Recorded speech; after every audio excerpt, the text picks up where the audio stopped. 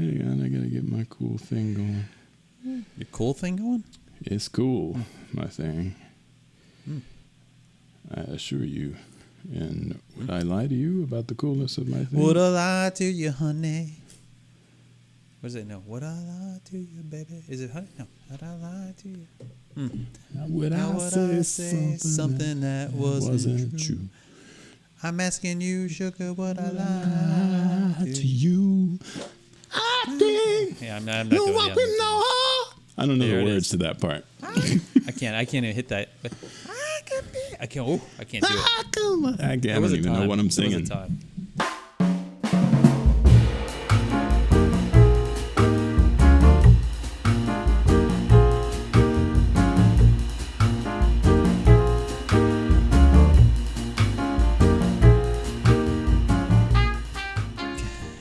Uneven here. That's interesting. Seem uneven, unbalanced. Well, it's me. I'm unbalanced. What can I say? The moment I saw you, I was like, "Jeez, that guy's unbalanced." Yeah. Yeah. A little unbalanced. You got to talk to him like this. Did we talk? Have we talked about the riding the bike thing? I think it sounds familiar. I should really start writing these down.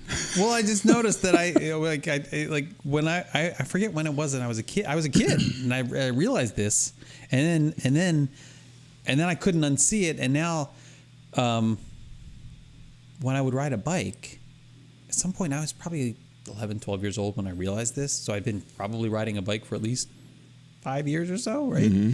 And I kind of lean. I can't remember which way, to the right or the left, but I kind of. How do you manage to do that and not turn constantly? Well, I guess I adjust for it with the steering wheel or something. I don't know. That's what I'm saying. You have the bike riding equivalent of a slice. I have. Well, it's like when people say,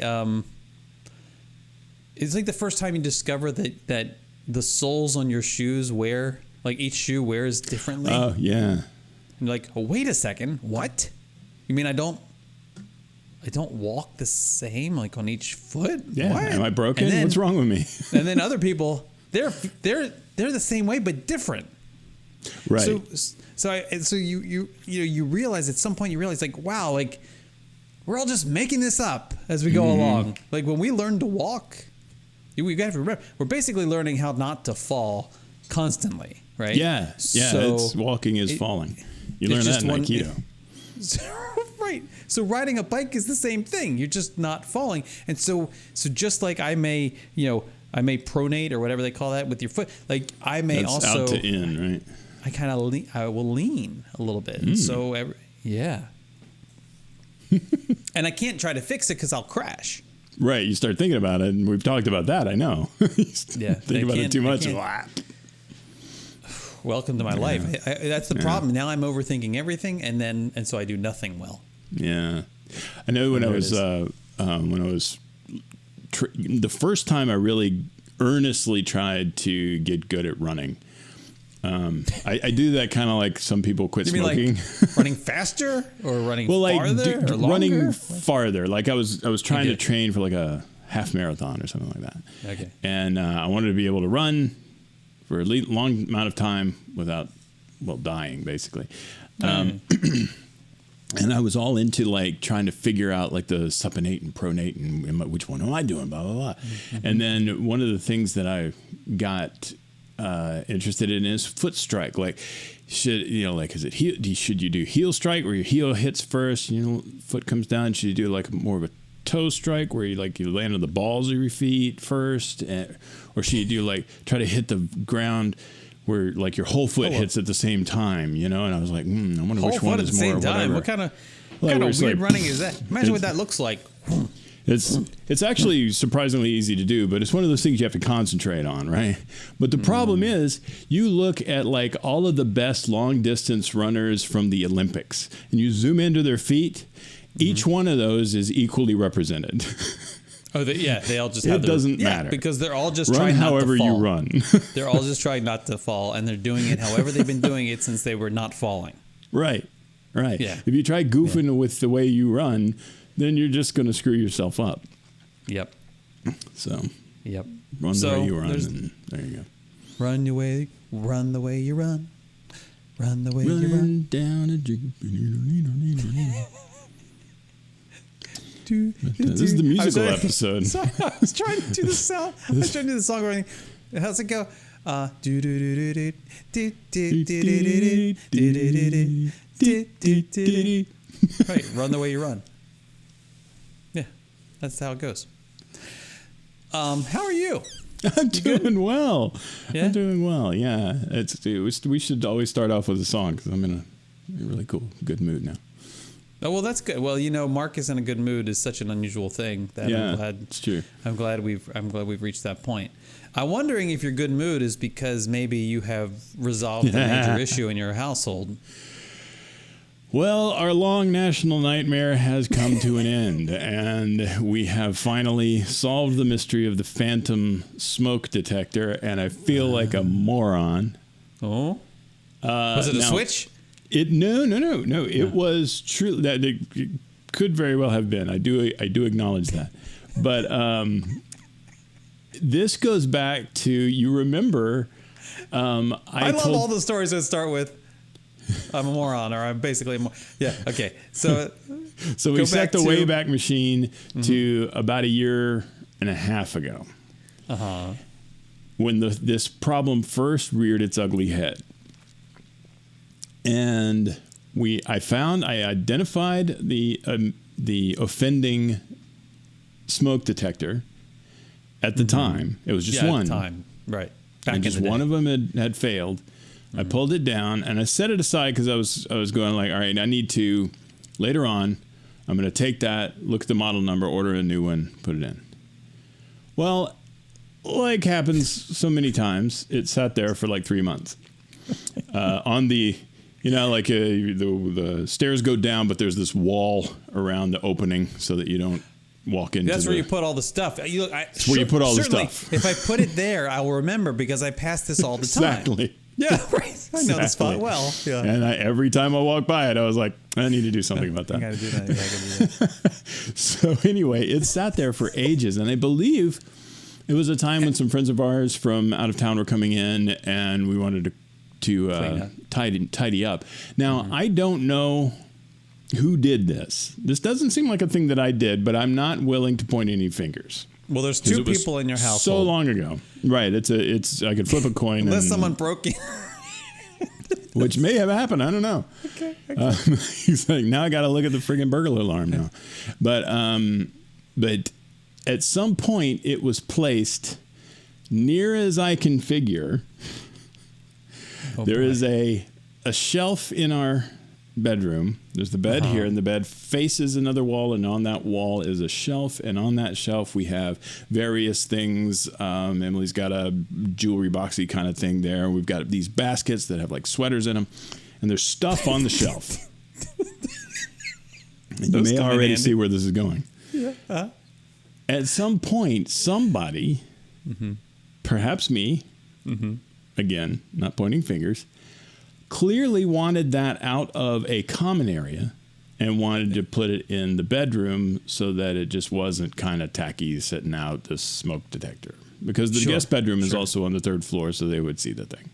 Yeah. And must have placed it on top of one of the baskets that has the sweaters. The baskets are open on the top. How many baskets are there? There are 6 baskets of sweaters. Whoa. She's got 3, I've got 3. Okay, there's 6, so it's an even distribution. That's great. I love it. So there's 6 I like baskets. sweaters, but I live somewhere where they don't. Right. Where they there's don't 6 work. baskets of sweaters. Yes. 3 are yours and 3 are Emily's. Yes. And all 6 baskets are positioned on a shelf. Right, on 3 shelves. How high? 3 shelves. Yeah, so there's 2 per shelf for the bottom 3 shelves. It's like 5 shelves, I think, the whole thing. And how high is the bottom shelf? The bottom shelf is only maybe 4 inches off the floor. So it's one of those kind of like, okay, so it's like I got it now. It's like a 2x2, like not 2x2, but like 3x2. Like the baskets go into the thing, into like the right. Yeah, For 3 shelves, you got head. 2 baskets, 2 So baskets, 2 baskets. So the topmost, there's like like where the baskets. There's no basket that's open to air. There's basically, I mean, it's open to air, but there's a shelf above that each too. of them. Yes. Yes. What's on that shelf? The shelf above the topmost baskets, there's a jewelry box thing, and I want to say there's That's like for the jewelry box things. A couple of pictures, I think, and then the top one I think just has a couple of books or something on it. It's all the way at the top. So how high is that top? I would say maybe 6.5 feet. Oh, so it's high. Okay, these are big baskets. The baskets themselves are a good 1.5 feet tall. Okay, yeah. All right. So what I'm going to ask next is very important. Okay. Whose basket was it in, and which basket was it? It was in her basket. Oh. Top left. Top left her basket. Top left. So the top basket being on the third shelf from the floor puts it just about center of the wall. Okay. And so what had happened was, with just enough space to like just maybe slide it in there without pulling the basket out, even. Right. Just There's maybe. You could definitely put it in there without pulling the basket out. Yeah. But here's the thing. Here's the kicker. Coin in a slot. Here's the kicker. What had happened was, over the years, perhaps months, days, it had slid forward and down between the front of the basket and the stack of sweaters. Of course. So looking at the baskets of sweaters, you would think nothing there. Wait. Because the other, like imagining this continental drift that's happening inside the basket is one way to look at the situation. The way I think I would look at the situation is probably what happened is at some point a sweater was pulled out of the basket, thereby moving the smoke detector to the front, because that would be the motion that's what would happen. Entirely you pull the sweater out and it possible. would move forward, and then you just need something warm. You reach in, you grab it. You know your favorite sweater's there. The one on top's the one you get all the time anyway, and so that and there you go. And now it's in the front, and now it's sliding. Entirely possible, but I think job. that if she had seen the smoke detector sitting on top of the stack of sweaters, which you would still be able to do, because each of these are glass shelves. So you'd be able to see in there and see that the smoke detector was there. I feel like we're gonna need a picture of this. I will get a picture right now that the offending smoke alarm is out in the garage because it knows what it did. And so this thing drifted up to the front somehow, rolled, drifted, whatever, and there it is. So how do you? So tell me how do you discover? How do you put the pieces of this together? This is so good. It became one of those things where it's very much a Sherlock Holmes. If you can eliminate the impossible, whatever is left, however improbable, must be the truth, right? Mm-hmm. And I eliminated a lot of things that it could have been, and it is no longer those things, because I physically took all four smoke detectors off of that floor, and it was still beeping. So I have done more or less everything a regular person could do. The muffled smoke detector. But the thing is, it was only muffled when I closed the door, because it's pointing right at you. It's in the front of that basket. It's just a very thin sort of weave of baskets. So the sound was penetrating that thing like nobody's business. So it sounded like it was in the room, because it was in the room. But the point is, find it? Now, it took I thought I got it when I got all four of them out of there. There was one night where it still went off, and I couldn't figure it out. But then it stopped, and I don't know. I was like, maybe something. I don't know. I was like, maybe I did get it. Maybe I was just imagining the other one. But when it started happening again, and so I started doing the triangulate thing, right? Mm-hmm. Okay, wait. And I kept going and kept eliminating things. I shut the doors. It was muffled. Okay, it's not in the hall. I open that other thing. It's still muffled. It has to be in our room somewhere. I go into the room, and I thought maybe it's in her closet, because her closet's a walk-in, and it's got access to the attic thing in there. And so I was like, but I opened that and it got in there, and then like I had the door open, but I was waiting on it, but it was clearly behind me at that point. And I was like, oh, it's in the main room. It's in the main room somewhere. Yeah. And I was sitting on the front of the bed, and it beeped, and I was like, it sounds like it's coming from right in front of me. And I'm looking at this shelf, and there's nothing else in this room.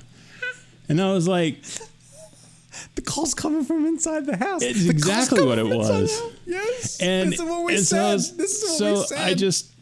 And the thing was, it was the first basket I went to, and I reached in there and I felt the hard thing amongst all the sweaters. You went to her side first. Right. I'm gonna check these baskets, and I checked that one first, and it was like, there it was, and I was like, and that's the thing, is that's the one I took out, more than a year ago. What? That's gotta be the one. Crazy. That's still causing problems, It's the original troublemaker. It's still it's the OG. It's the OG. Hey, man! I mean, a testimony to this model of smoke detector. It's been unplugged and just sitting in a basket for over a year, and the battery still works. What's she been doing in there? Like this is like the body. This is like those movies where the body is buried in the wall. Yeah, and the ghost comes to tell you where it is. Like, I'm in the wall. Stir of Echoes stuff. Kevin Bacon. We were just talking about this. This is Stir of Echoes. It all comes around. The smoke detector equivalent of Stir of Echoes, and of course, because Kevin Bacon. Yes, Stir of Beeps. That's what this was. So okay. I have so many questions. Number one. I mean, it's fascinating that you had taken. You gave yourself the clues last week, because you said, look, I've taken them all off, right? They're all down. But the only one that you couldn't account for, you didn't realize you couldn't account for, is the original one that you took down. You thought you had already accounted for that. You thought it was out of the picture. It kind of literally was out of the picture. Yeah. So you disregard it because, well, I already dealt with that one. That was first one. That was a completely different incident. You didn't. You moved the body. You moved the headstone, but you didn't move the body. Yeah, exactly. Exactly. So you didn't really put it together that was the OG smoke detector until you reach into the basket, right? And then you realize. Right, exactly. When I reached in there, I was like, this is that first one that we took down. Because, I mean, like I said, I had accounted for all of the rest of them. I had, there's 1, 2, 3, 4, 5, 6. There's 6 smoke detectors in the house. 2 of them are still operating, this one and the one on the main floor. The 4 at the top I had taken down. All smoke detectors are accounted for. Yeah. So it didn't occur to me that there might be a 7th smoke detector out there. So, okay. And this is, we're also going to have a poll on the Facebook group page, because I need to know the following. I'm going to need to know whether they think I'm correct or not with this. And that is, I fully and totally implicate Emily in this. Like, I think there is no doubt in my mind, and I don't think it's malicious. And I don't even think it was. I think your setup was was spot on. This thing had been sitting there for months. Yeah, probably, and quite literally over a year, because it was during the summer, the first summer after we moved in. We moved in 19, so it was during the summer of 2020. It is now the fall, for those listening in the future. It is now the fall of 2021. So over a year. And she had plenty of opportunity to say to you, like, are you ever going to do something about that smoke detector? Are you ever going to do anything about that? We already know this is not her lane. She does not Right, She's not yeah. assigned Yeah. to aisle smoke detectors. That's your aisle, right? But she could have said, "Look, we're both passing this thing every day. It's sitting on this shelf. Are you ever going to do something about that?" Like, that's the conversation that would happen in my house. Like, Right. at some point, Michelle would say, "Are you ever going to do something about this?" And I wouldn't put it past her, like, because in my version of the story, that smoke detector would have ended up in my basket. Do you see? Oh yeah, she'd have taken it out of hers and put it in Or on yours. my desk or something, right? So, or she just would have invited. I would have said, "Look, I'll take care of it. I'll take care of it. I'll take care of it." And then and then at some point I realized, oh, an electrician was over here and fixed it. And that's Right. like, okay, there you go. But in your version, Emily is staying in her lane. Emily is letting her. It's like she's not bothered by that thing, and if she is, she hasn't said anything. And Right. And aided by the when fact that we don't know when it slipped down into the front, and as soon as it did that, it becomes an out of sight, out of mind thing. Oh, you're I'm not? not in the basket. Oh, no, it's on the still it's on sitting the in rail. Right, because Okay. then the only time she actually moves it is when she's having, like, there's people coming over, and yeah. I'm willing to bet.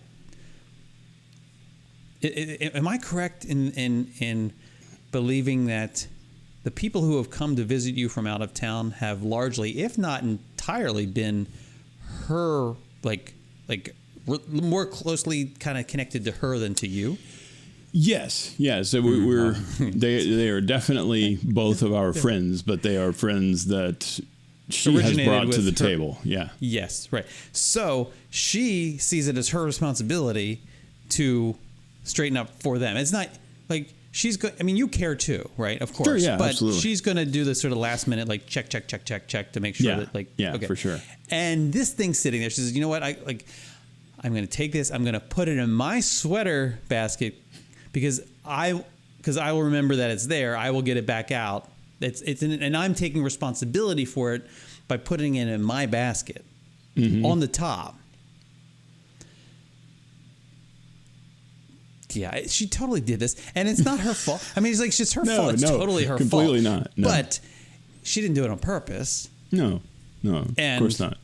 And you kind of have to thank what kind her of a person would have done that on purpose? Well, you wouldn't implicate yourself. Like, if she was being passive aggressive, my point is that she would have actually put it in your basket. Right. And I like the fact that the basket is a totally viable place to put something like this if you're wanting to remember it later. Because sweater basket, that's where I need to put it. Well, it's not. It has to be out of the way. You don't want it. Right. You don't want to just move it to another surface, right? But you don't want to forget about it. So you put it in the sweater basket because until you don't go into the sweater basket for a long period of time, right? Because things Florida get shuffled around a little bit. And what I'm also curious, and you need to ask her this. You have to do it in a way that doesn't sound like you're trying to blame her. Like, I mean, even though it's her fault, it's not like it's not even negligence. It's like it's just a thing that happened. Yeah, it's just a thing that happened, right? And it was for good reason. Mm-hmm. So in that spirit, and I think you can pull it off, Marcus. In that spirit, you need to find out whether she's taken any sweaters. Has she worn any sweaters from that basket? I'm dying to know if she's worn it, because I think that's what happened. I'm thinking that sweater that's on the top sweater there is the sweater she most frequently reaches for. It's probably her favorite sweater. And in Florida, you're not wearing sweaters that often. And so when you're reaching for a sweater, it might as well be that one. And and I think it just rolled to the front. It could be. And oh my goodness, the telltale heart. Yes. Stir of echoes. So many Poe works were referenced with this thing. So good. What a good mystery solved. I hope. Because you don't really know. What if tonight, in the middle of the night? I have, just to give us some respite, I have not installed the smoke detectors back yet, just in case. But I'm putting them back up now. To see, I may do them one at a time just to make sure. Okay. So and they're back together. The gang's back together. Wait, so did you replace the battery in the original? That one's one I can't get the. It doesn't seem to have a battery. Well, it's out in the garage, but it's yeah. but it doesn't seem to have a battery compartment. Like half of them do, and half of them don't, and I don't know. What are you going to do? What are you going to do? There's no like obvious way to pop open the casing. It looks like you can, but I've tried twisting. I've tried sort of doing the prying thing, and everything just feels like I'm about to break this thing. What are you going to do? Well, I mean, it is a +1. I think I'm just going to toss it. That is supposedly the sign of dead unit or whatever. Not dead, obviously, but like a failed unit. What was it doing for all that time? What was it? Why was it silent? I have no idea. And what I would kill to know what sort of external stimulus changed to make it start beeping, and when it decided to stop beeping, what made it go back to that state. I'd love to know more about what was going on with this stinking thing and why it was in there for like a year and didn't make a peep, and then suddenly it's back. It's I mean, these poor guys here, this stack of smoke detectors I got over here, man, they were almost wiped out by this. Wow. I feel bad for them.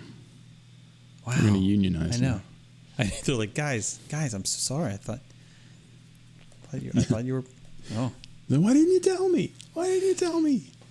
You knew that guy was still hanging around.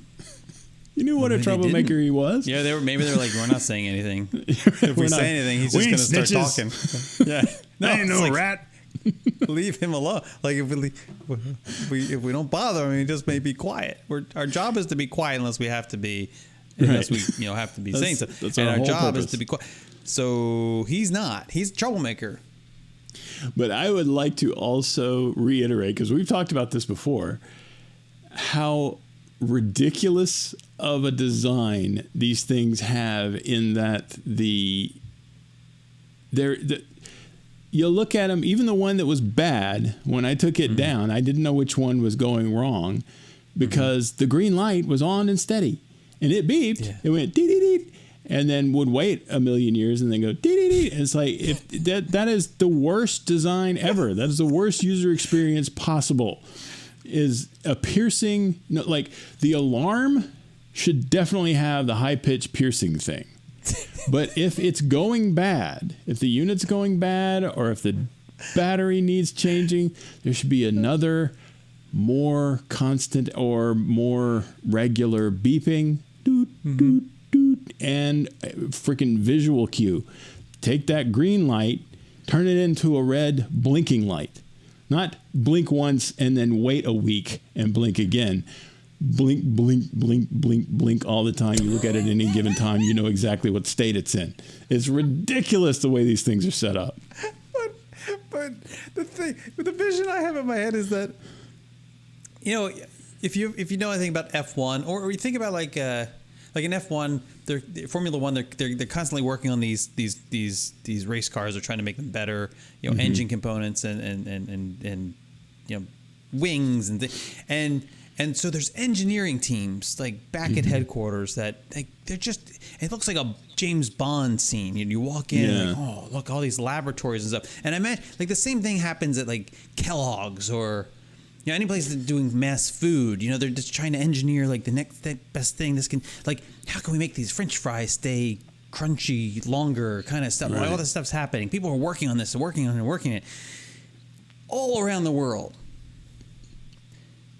But when it comes to these smoke detectors, there's like what, 2 companies that make them, maybe 3, and there's a guy with like a desk that like has a door for a desk, like door and like sawhorses, who just sit there with like a bulb hanging from the thing. He's just like from a naked wire, and he's got like a pile of complaints. Right. And his job is to make it through, like, and it doesn't matter. And you realize, like, I don't actually have to improve this because there's not like it's not like people are trying to bust into this market. Right. Like, what? I got the new model. It's blue. Right. And you can imagine they get together. That's like it. I don't know who. It's blue. Who are the companies? It's like isn't Kelly one or something like that? Kelly's. I want to say that one. I feel like one is called Kelly. I don't know why. Maybe these are USI Electric. First Alert or something like that was the one that I always remember from back in the day. But what's that? What's the one you have? Brands? USI Electric is what it says I never on heard the of those. unit. There's no wonder that's breaking down. Brands of smoke detectors. Okay, and the list is here's USI Electric.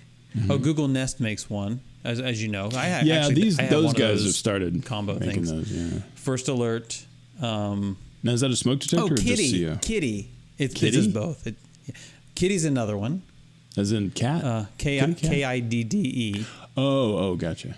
I think that's the one I was thinking of with Kelly. And then there is, I think that's pretty much it. There's like 3 people. Yeah. Maybe it's probably, some of these models are probably just the same model rebranded, like the way that like Mitsubishi and Plymouth and stuff like that do. Oh man. And there's even an article in Safewise, the best smoke detectors of 2021. And like, you're going to show me all the smoke detectors, aren't you? You're going to show me all of them. Because it's Google Nest, First Alert. There's something called X-Sense. So that's interesting. Never heard of them. It's kind of like X-Men, but it's X-Sense. Here's another First Alert. Here's a kitty. And that's it. Those are the best. These also happen to be the worst. Because they're it. That's it. Right. He's 5, and that's all.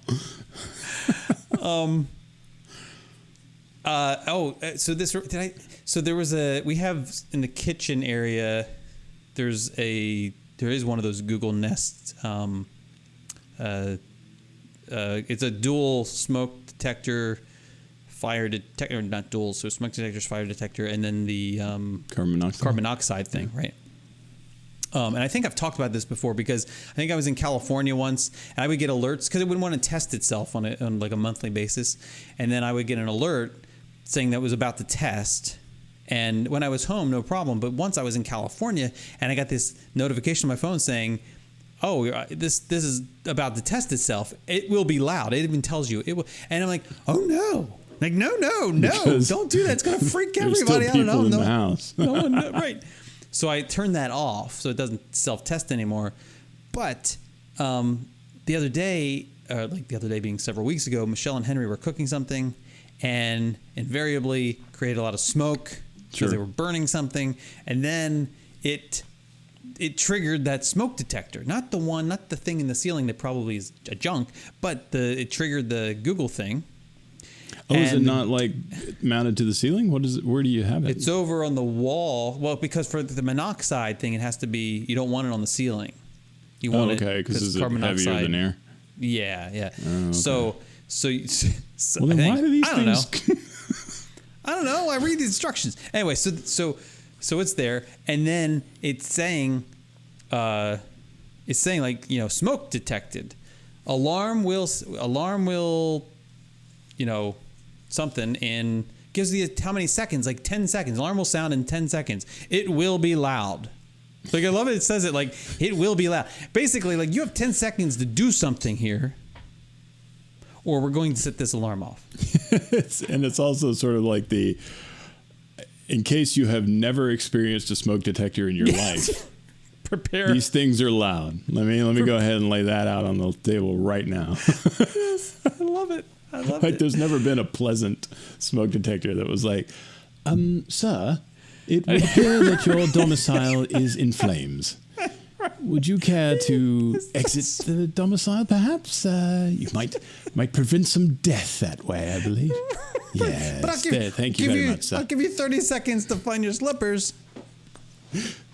Oh, dear. Before sounding the alarm. Like, oh, thank you very much.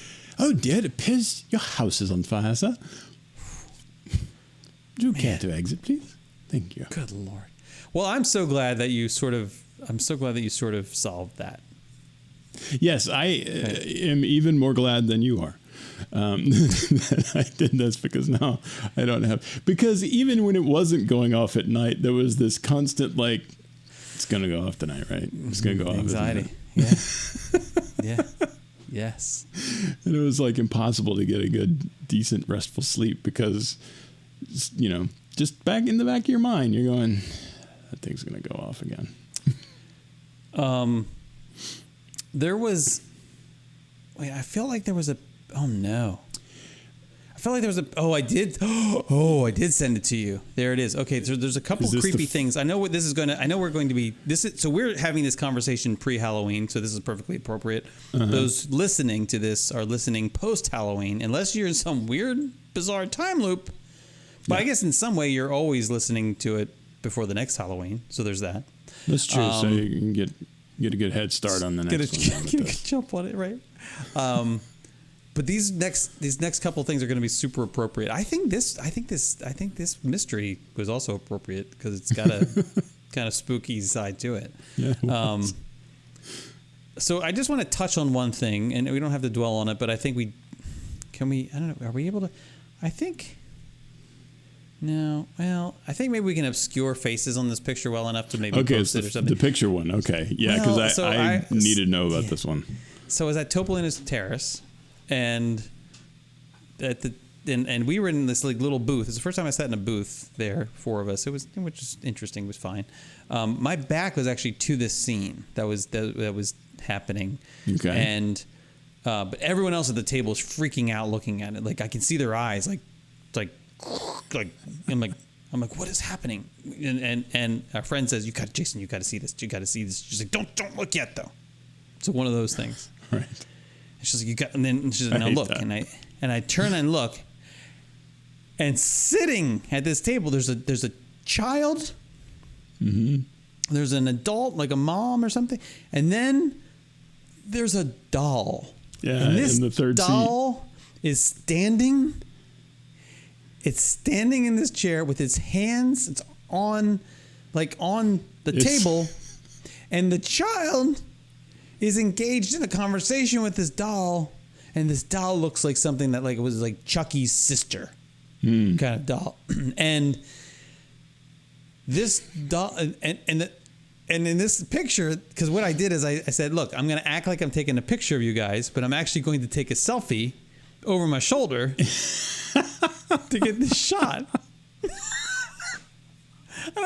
In hindsight, I could have just said, hey, do you mind if I get a picture of your doll? But I didn't. Maybe I couldn't actually say that.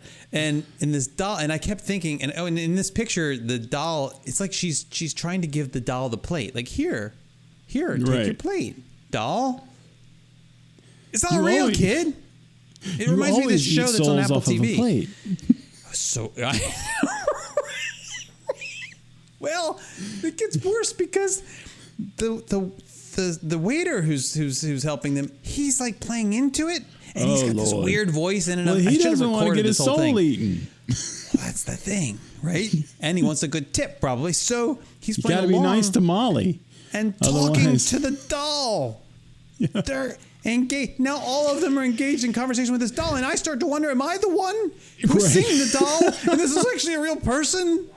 So how does it manifest, like, when he talks to the doll or when anybody talks to the doll? And the little girl, I guess that'll be different. Does the little girl speak for the doll, or is it one of those things where the little girl hears, quote unquote, the doll and has to interpret? I never heard another voice at the table. Well, no, so that's good. It probably was like in like hearing it. Yeah, like the doll is speaking in a completely silent language to the girl, and the girl she says she wants this or whatever, because I see those as the two possibilities. Yeah, and I said to my table mates, I said, please let me know if that doll turns its head and looks over here, because then I'm out. I'm out. No, I would have been so freaked out. Even if the girl had done it, like if I had turned around and then the doll's looking at me, you're going over that railing. I'm never coming back. That's for sure. Never happening. I think I can make the pool from up here. and I was like, man, if you could really mess with people. You could really. Oh man, really, if you had the ability to motorize that head. Or even not like just knowing that someone's back is turned, like, and then you're just like turning it, and then that way when they're gonna look over again. Oh. Yeah. So that happened, and that was just freaky and whatever. And then I'm on a walk. I was on my walk yesterday. Look, we've been through a lot together, all of us on my walks. Yeah, you in the neighborhood. This may actually be the weirdest, strangest, most creepy thing that's ever happened on any of my walks ever. Wow. That's wow, that's a lot. Okay, so I'm walking. I'm about 3/4 of the way through my walk, maybe 2/3 of the way through my walk, and I'm walking, and there's a woman, like a mom or something, like out in the driveway, playing with I assume are her 2 daughters, Right. And they're just out playing, like doing stuff. I don't even remember. I'm so weirded by this whole thing. I don't even remember like the specifics of the scene anymore. I just remember the 2 little girls. I think both were blonde, varying ages, but not far apart. Like one was probably, I'm terrible with especially girl ages because I had boys, but one was probably 6-ish. 5 or maybe 5, I don't know, and one was probably like 7 or something. Young girls. Okay. And I walked past one of the girls. I don't remember which one. And I'm wearing my Mickey Mouse hat and my normal stinky clothes, like my Wilson Athletics, 20-year-old Wilson Athletics, like gray shirt and black like knockoff Nike shorts or something. And I'm walking past, and one of the little girls says, or maybe they both say hi. They say hi. They like hi. Little kids do that sometimes. You walk by and say hi. And I'm not making eye contact or saying hi. I mean, except other than to the mom, because like I'm not like a creepy dude who says hi to children as he walks past. We've been through. We've covered that. We've covered that material. It's not happening. The only thing that's creepier is if I was across the street and said hi to children, and it's not happening. Okay, so I'm walking, but I'm also polite. So if a child says hi, I'm going to say hi back, right? How hi? Oh, right. I got you. Okay. I thought you were just cold shouldering them. You're like hi, and you're like. So then either that child or the other child was I know that the part that here, you get ready for this, the younger of the children. Yes. And I can't remember whether that's the one that said hi to me or not. I think it might have been. That's scarier. She says to her mom, I hear this. I'm not even barely beyond the driveway. A mere maybe 7 feet I've moved, right? Uh-huh. And the child says to the mother, is that my dad?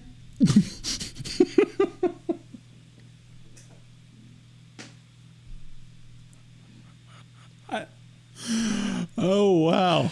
And I keep walking like didn't hear that. And then I hear, the mother says the words that I'm thinking in my head, which is, what? She's like what? Right. Like that kind of like, what? And the girl repeats it. Is that my dad? She says it again. Crystal clear. And I'm just walking, and then I hear the mother say, no, why would you say that? And she says to the kid, why would you say it? No, why would you say that? I didn't stick around for the answer, Marcus. Right. Because what if dad is dead? I didn't want to stick around for the answer. I'm like, first of all, thank God, like I don't know them. Right. It wasn't like, can you imagine if like, oh, we come to your house a lot and yada yada, and then one day, and maybe we get together with your neighbors on a regular basis, and then one day like their kids there, and is that my dad? Like that would freak everyone out. Right. Right. That would freak everyone out. These people at least were strangers, but it's just weird because I don't know what the story is, and I kind of want to know the story now. Like why? Was she just saying something like weird? Because kids say weird stuff sometimes. Yeah. Do I actually resemble her? But I was feet from her. I looked her in the eyes. I said hello. Like there's no way she could confuse me with her actual father. Maybe her father's in the military. Maybe she's never met him. Yeah, maybe he's like away a lot for like war or something. He's off warring. I don't know. It's a thing. And so it's like one of those where he comes home after a long period of time and he hasn't seen her since she could form memories. I don't know. It really freaked me out, Marcus. Apparently. It's the weirdest thing. Is that my dad? That is strange. Is that my dad? Give you that. No. Why would you say that? I don't know why she'd say that. But I kind of want to know. And then it triggered in my mind. So I instantly sent you the pin. Yeah. Because it was yesterday. It was I yesterday, had no and idea it was the time. It was 10:19 a.m. Context of that one. You're getting this one, and then it triggered this other memory of, so I didn't experience this firsthand. This was in Baltimore City, when Alex was Henry wasn't born yet. So he was 4 or younger, maybe 3. And Michelle's parents were watching him, and I think that he was with Michelle's mother. This would have been before Michelle's father retired, because I think Michelle's mother had gone to pick up her father from work or something, maybe down in the city. I don't know. Maybe I'm making that part up. For whatever reason, they were going downtown. Maybe they're just going somewhere downtown. I don't know. Forget all the other stuff. And then they're driving past this like set of row houses in Baltimore. Sort of class, and people who live in Baltimore know what I'm talking about, or Philly, or any of those places, like sort of classic stoop, stoop out front and the row houses, and just some neighborhood. And they're driving back home, I think, and Alex says to them, he points out the window from his car seat and says to Michelle's parents, "That's where I used to live."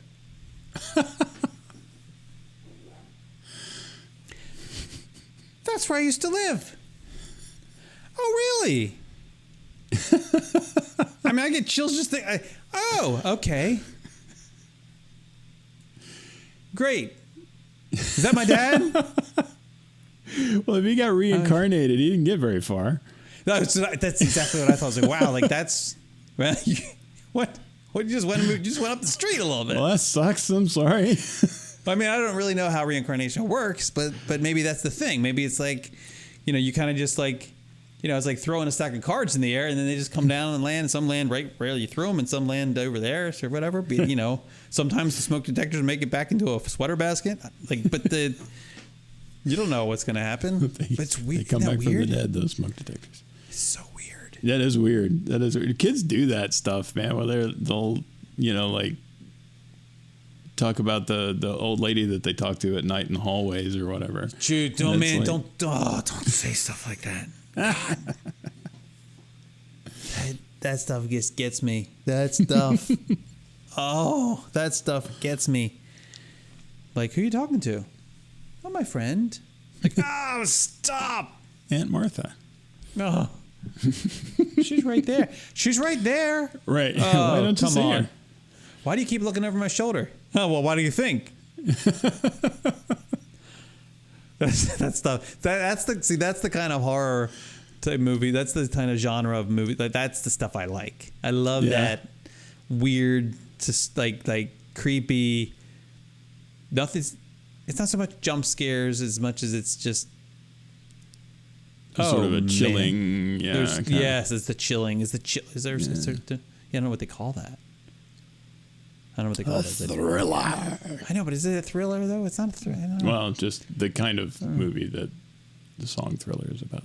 Oh, well, that's fun. It isn't actually Thriller. That's a different kind of thing. No, that was a werewolf and zombies. It was weird. You ever think about that? Like they go from werewolf and zombies. He transforms into a werewolf.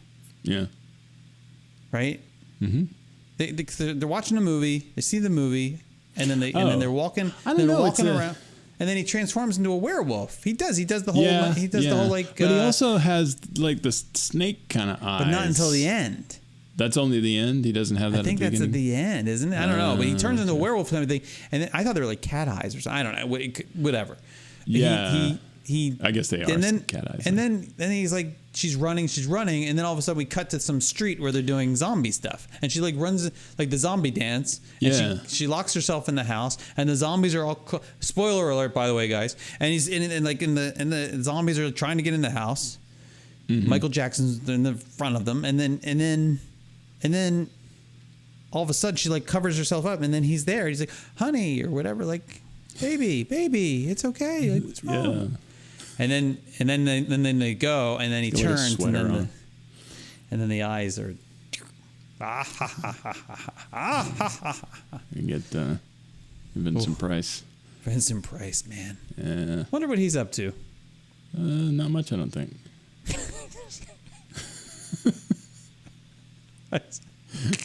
Waiting for his return.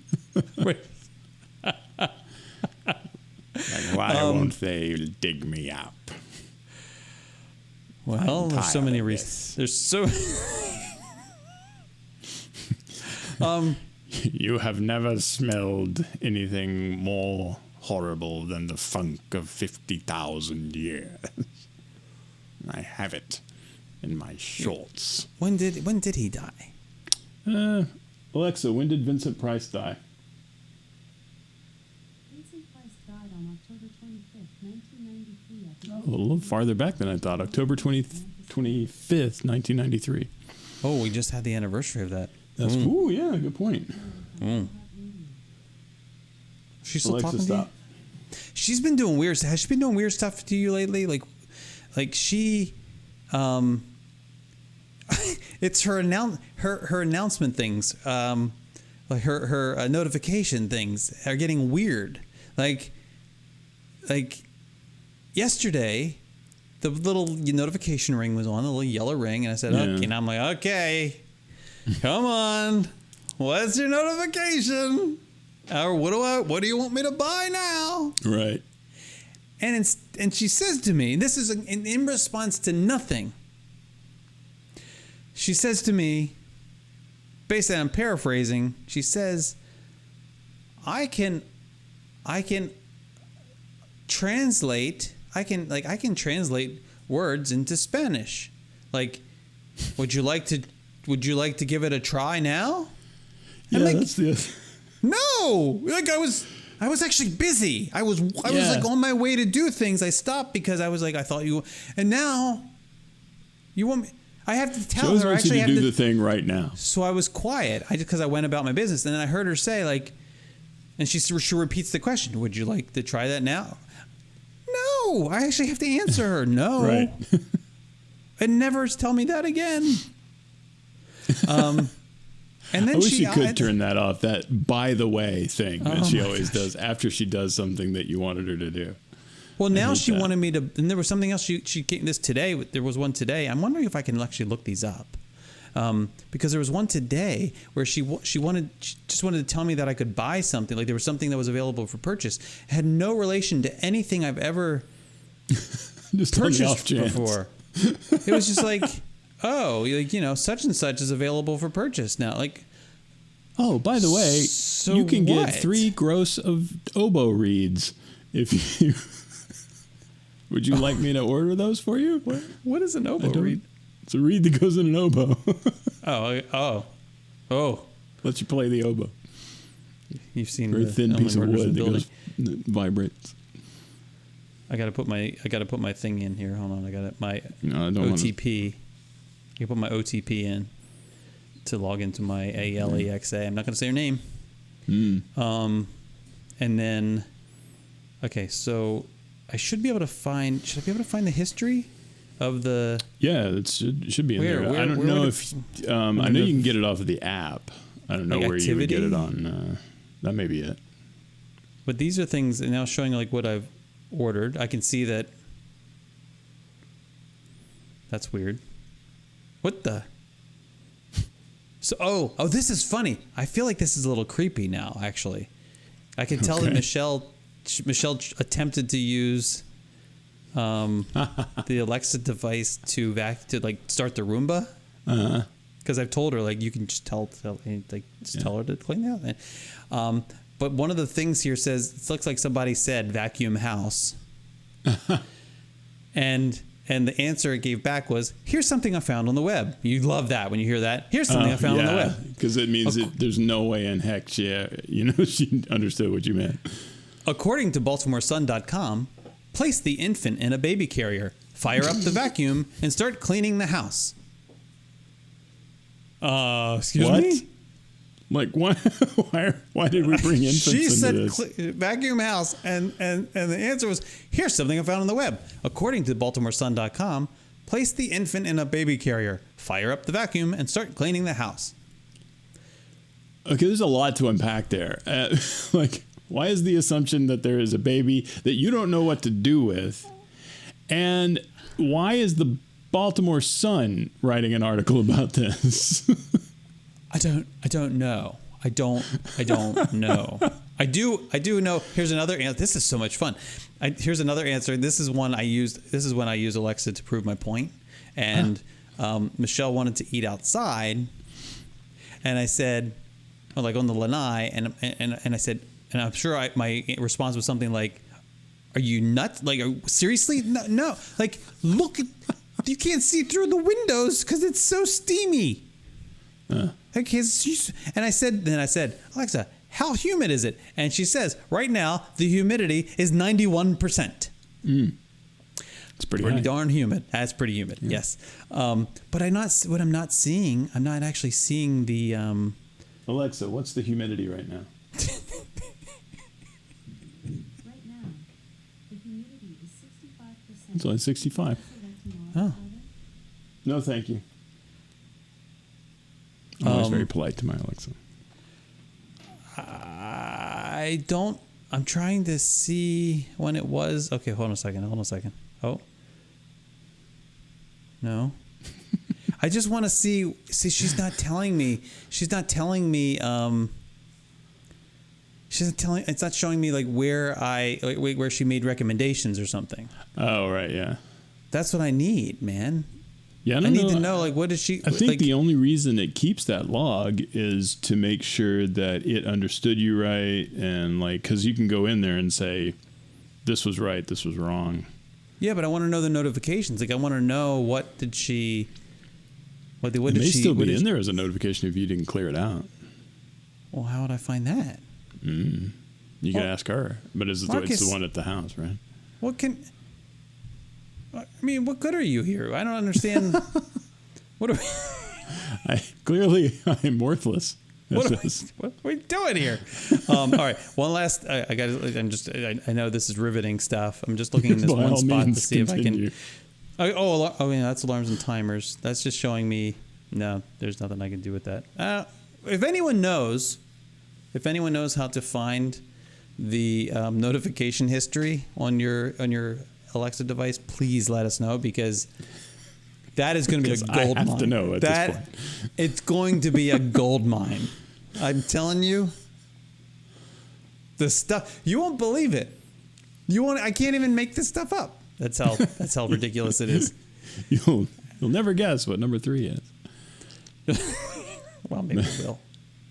So on the subject of creepy things, as you were talking about creepy movies earlier, we got into a discussion about this the other night because Emily has watched The Haunting of Bly Manor or whatever that she got from you guys as a recommendation, and lawyer, and it's okay.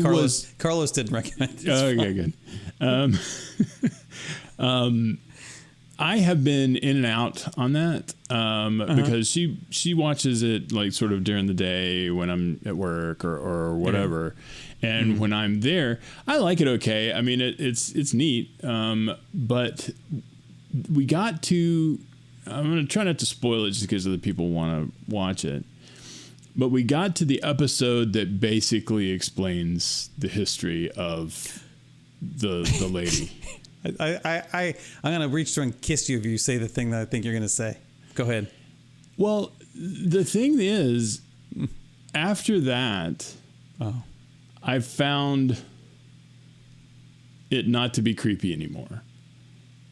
Like as soon as I found out the entire backstory in a sort of an omniscient narrator, this happened to this lady, and this bad thing happened to the lady, and she went a little crazy, and then kept doing the things, and now she grabs people and puts them in the water, and at that point, it to me it felt like it ceased being a creepy ghost story. Her. It's just her. And it became just like the Terminator at that point. Now there is this being that is hard to kill, that is going to kill us.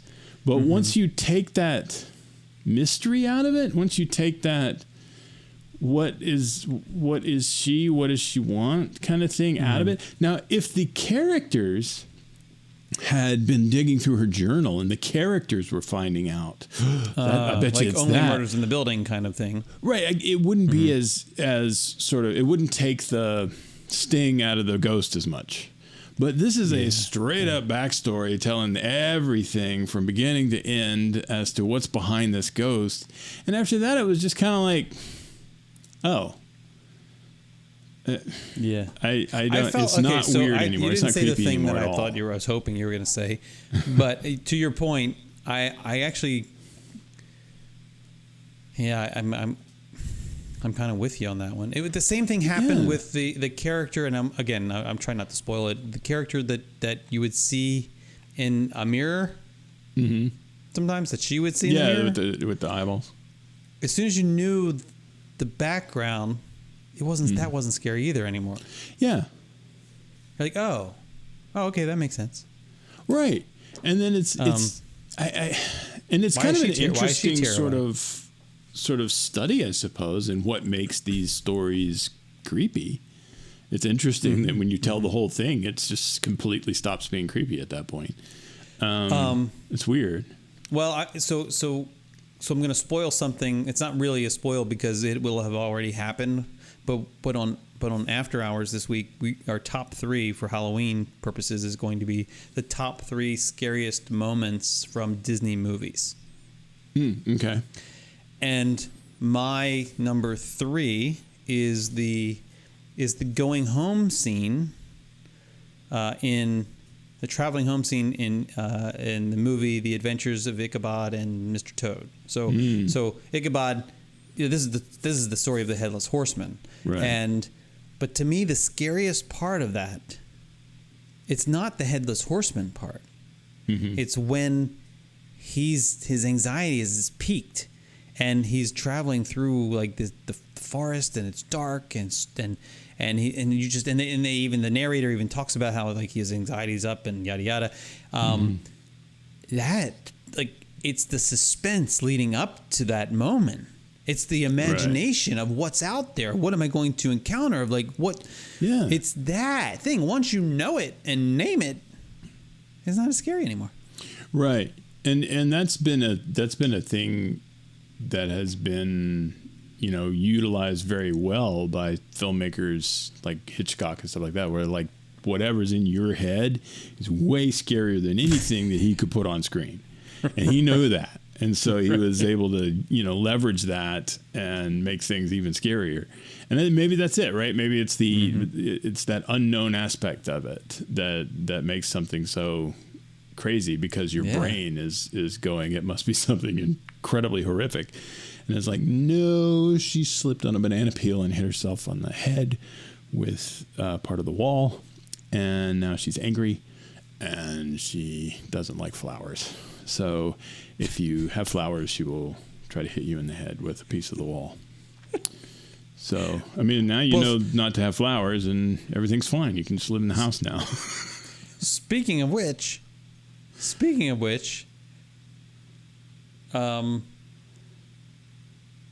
driving down the road the other day, and this is something that happens from time to time that for whatever reason, like I've never had anything terrible come of it, but like every time it is terrifying in some ways to me. And that is driving down the road, and you can usually see it coming, whether it's a highway or regular road. There's a byway. The byway, yes. There's a plastic bag in the road. and you can see it happening. You can see it like a car goes by and goes, woof, woof, you know, and then another car, woof, woof, woof, woof. And then and you think, can I? And you're avoiding it like it's a jellyfish. You're like, I might as well be in the ocean, and this is a jellyfish because I do not want to get stung, right? And you love everybody around you, but you know what? You'd rather them get stung than you. Right. And I'm thinking, how do I avoid this plastic bag without running into another vehicle, right? And at some point you realize, like, there's no avoiding it. Yes. But you still try to time it. it. I still try to time it, like. And then you go by, and you're like, okay. And then I look at my mirror. I look at the mirror. I go, look in the mirror. Look in the mirror. Look in the mirror. Look at the mirror. Look in the mirror. Look at the mirror. I'm waiting to see it. Like, does it come up? Does it go? Like, I see it behind me. And this happens, and it didn't. I didn't see it behind me, Marcus. So maybe it got sucked into the back of your car. Well, I was worried that it's like under there somewhere. It's like under there, clinging onto something, and it's going to, like, I'm thinking, okay, what's going to happen? Is it going to, like, I mean, maybe it just shreds apart? Is it going to be stuck up? What if it catches fire? What if this plastic bag is only against, like, something hot, and it catches fire, and then my car catches fire for this plastic bag? It could happen. I don't think you should be driving anymore. Like, is a plastic bag like smashed through your windshield or anything? It's under there. No, that would actually be like, at least I'd know then. Like, oh, okay, plastic bag. Like, but no. So it's about it getting under the car. It's just That's under what you're there. worried. Yeah, and I'm worried. And like, is it going to? You're worried that like, it'll set you ablaze. What's going to like? Well, this happens sometimes. You see people driving down the street, clearly and they're dragging happens. a box or something. You're like, there's a box. You're dragging a box. Are they on fire when they do that? No, because boxes. There are people, flaming box draggers, just littering the highway all the time. That's a great Or you see the band people name, who are by the way. driving, like, the plastic bag is stuck on the front of their car, like it's blocking like the vent. Yeah, that kind of becomes the toilet paper on the shoe of car world. It's like that guy doesn't even know that bag's on the front of the car. It's like, when is that going It's like anywhere? Target written on it or something. Yeah, and that's like it's not going anywhere. But then I thought, okay, well, when I get where I'm going, I will look and see, right? By the time I got where I was going, I forgot. Oh. I didn't think about it. And I didn't think about it again. And for days, I didn't think about it. And weeks went by. I think I sent this to you like a long time ago, and I still didn't think about it. So October 8th, I sent this to you, Marcus. October 8th. And I'm just thinking about it again, and I don't know if it's under there. It may be under there. What if I go and look under there, and there's like a family of bags under there? Like it has spawned more bags, or like it has gathered bags as you've gone down the road. It's just been happening. All these, like, it's been happening. I was unaware of it, and like I've got like the.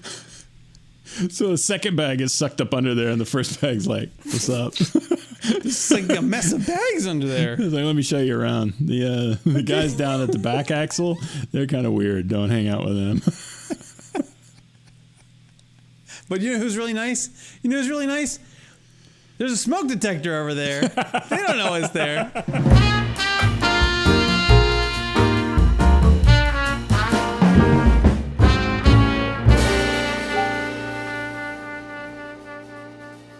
I'm looking at the man in the mirror. I'm hoping he can change his ways. And no message could have been any clever. If you're gonna make the world a better place, take a look at yourself and then make that change. I can't hit that key. I can never hit that key.